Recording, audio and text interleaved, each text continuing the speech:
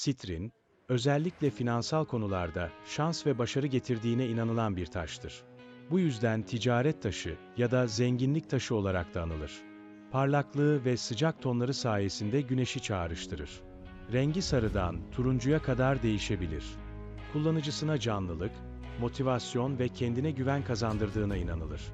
Doğal sitrin oldukça nadir olup piyasadaki birçok sitrin, ısıtılmış ametist ya da dumanlı kuvarstan elde edilir. Bu yüzden alırken dikkatli olmak gerekir.